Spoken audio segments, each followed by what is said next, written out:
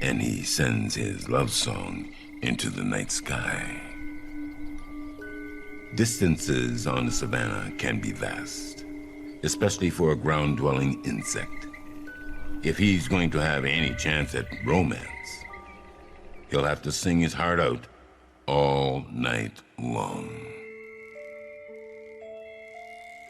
This female hears the call, but she has a long way to go before finding him.